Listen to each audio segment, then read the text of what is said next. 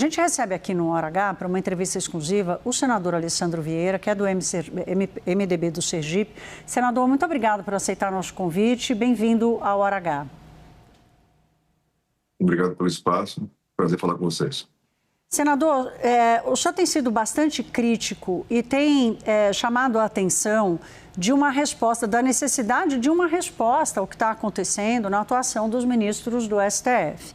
E a notícia de hoje é que o senhor está se mobilizando e buscando e conseguiu reunir assinaturas necessárias para abrir uma CPI para tratar especificamente da atuação desses dois ministros. Eu gostaria que o senhor confirmasse essa mobilização e fizesse uma explicação assim de como é que o senhor entende que vai conseguir separar o olhar sobre dois ministros da instituição Supremo Tribunal Federal. Como é que o Brasil deve olhar para essas duas figuras agora, né? Dois ministros isoladamente e o próprio STF. As instituições são permanentes, as instituições são fundamentais para a República, Executivo, Judiciário e Legislativo. Mas as pessoas que ocupam cargos nesses poderes cometem erros, eventualmente cometem crimes. Infelizmente não é uma coisa nova, nós já tivemos presidente da República preso, senador, deputado, e chegou a hora de apurar a conduta desses dois ministros no tocante ao relacionamento com os controladores do Grupo Master. Não vejo nenhum risco, nenhuma mistura da instituição com as pessoas. São condutas específicas, delimitadas no tempo, que exigem apuração. É uma pauta que eu defendo já há muito tempo, desde 2019. É fundamental para o Brasil que todos respondam debaixo da mesma lei, ou então não é a democracia. O senhor já vem em tela, Pedro Venceslau e a nossa Juliana Lopes. Juliana, que fez o convite ao senhor para participar do Hora H, eu passo a palavra para ela, ela faz a pergunta. Senador, muito obrigada pela participação. Queria perguntar para o senhor sobre esse apoio, né? Que tipo de apoio o senhor está tendo realmente para essa iniciativa? A gente começou aqui essa edição falando sobre uma falta de sinalização, principalmente do presidente do Senado, para tocar investigações sobre o Banco Master e também agora sobre os ministros. E, aliado a isso, queria fazer mais uma pergunta que é como o PL, o partido do ex-presidente Jair Bolsonaro, também está vendo isso. A gente acompanhou agora há pouco nas redes sociais críticas sendo feitas por Eduardo Bolsonaro. Como é que está esse apoio? Nós já temos 35 assinaturas, né? Inclusive do irmão do Eduardo, né? O senador Flávio Bolsonaro, o líder do PL, o senador Marinho. Eu acho que deve ser o fuso horário. Ele deve estar desatualizado lá, brincando com o Mickey ao invés de trabalhar. A gente está fazendo um troço sério, é uma coisa muito grave. Nós estamos falando de uma possível investigação que nunca existiu em 200 anos do Senado. Então a gente não pode perder o foco com quem está fazendo só politicagem, com quem vive de alimentar ódios e mentiras e deixa de lado os interesses do Brasil. Lá em 19, quando eu pedi a CPI da toga e o impeachment desses mesmos ministros, Dias Toffoli e Alexandre de Moraes, quando eles instauraram o inquérito das fake news, eu pedi o impeachment deles. Quem ficou contra? Eduardo e Flávio Bolsonaro. Isso deve dizer alguma coisa. Pedro Venceslau agora faz a pergunta dele.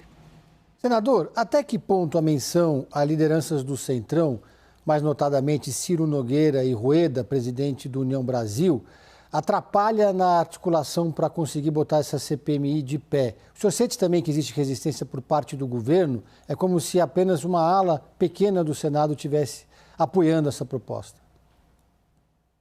Veja, o volume de assinaturas mostra que a gente caminha para uma maioria. Nós já temos 35 assinaturas, um pedido que foi apresentado na sexta-feira, já à noite, se não me engano, e a gente está na segunda-feira de trabalho remoto aqui no Senado. E mesmo assim a gente já alcançou 35, colegas senadores ligando, pedindo que aguarde mais um pouco, estão estudando o requerimento. A gente vai protocolar ainda hoje, mais tarde, mas já com um volume de assinaturas muito significativo. Tem que lembrar que o mínimo necessário é de 27 assinaturas. Já superamos esse número bastante. O PL assinou, enfim, salvo engano, o partido que ainda não assinou foi o PT. Eu não li, na última verificação que fiz, eu não identifiquei nenhum senador do Partido dos Trabalhadores, mas não será surpresa se tiver algumas assinaturas até mais tarde. Senador, eu quero saber como é que o senhor enxerga a gestão dessas frentes todas de investigação. Nós estamos num ano eleitoral, tem a CPMI do INSS, tem a CPI do crime organizado. O senhor envolvido nelas todas, inclusive. O senhor é visto como um articulador político moderado, do ponto de vista que não cai nessa armadilha que o senhor mesmo agora citou, né, da lacração, da tentativa de embrulhar as histórias e tirar proveito político disso. Como é que o senhor enxerga esse roteiro aí de tantas investigações e o risco de haver uma dispersão tamanha naquele ambiente em que tem tanto problema que nenhum acaba sendo solucionado? Esse é o desafio, né? O caso do Banco Master é imenso. Ele envolve prefeituras, governos estaduais, governo federal, fundos de previdência, o mercado financeiro. Ele fez infiltração muito provável via corrupção no legislativo, no executivo, no judiciário. Então, ele é muito grande. O caminho, na experiência que eu tenho como policial e como parlamentar, é você ter um foco muito definido. Então, o foco desta nova CPI é delimitado a apurar as relações entre os dois ministros e esse grupo criminoso. Se elas existiram ou não, qual é a natureza delas, se os ministros incorrerem em alguma falha, para que a gente possa depois aplicar os remédios constitucionais para isso.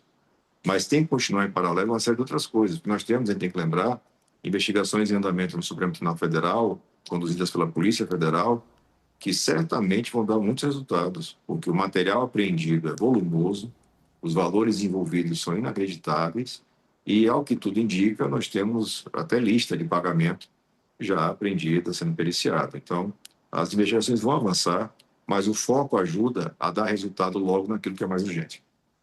Juliana faz mais uma. Agora, senador, ainda que esse foco esteja definido, queria uma análise do senhor sobre como evitar, no ano eleitoral, que isso acabe respingando no STF como instituição ou em julgamentos que já foram tocados por ministros, né? Alexandre de Moraes estava ali no ano passado, naquele julgamento importante sobre a trama golpista. Fazer essa investigação poderia abrir esse caminho para que outros julgamentos ou o trabalho anterior do ministro Alexandre de Moraes fosse fragilizado? A Constituição não permite que a gente faça em CPI revisão ou discussão de conteúdo de decisões judiciais. O requerimento que a gente apresentou é formulado justamente com esse cuidado. A gente sabe com quem está lidando. Pessoas poderosas, pessoas que exercem esse poder de forma muito agressiva. Então, o pedido respeita especificamente, com todo cuidado, o texto da Constituição. Então, ele não vai discutir conteúdo de decisão judicial. Ele vai discutir as relações, a conduta pessoal desses ministros e como interagiram com essas figuras que partem do submundo do mercado financeiro. Isso tem que estar muito claro. Quem está vendendo para a população que uma CPI ou coisa parecida vai poder revisar julgamentos, está vendendo uma coisa que não existe. Mais uma vez. Senador, eu quero agradecer aqui a sua participação. Vamos repetir o convite em breve para entender o andamento disso tudo, né? E se vocês vão conseguir manter o foco, toda essa história que o senhor coloca aqui é uma situação inédita no Brasil e nos coloca diante de uma fragilidade institucional. Eu quero lhe agradecer e lhe desejar boa semana, senador Alessandro Vieira, que é do MDB de Sergipe. Boa noite. Boa noite. Obrigada. Obrigada aos dois também. Pedro e Juliana já voltam aqui comigo.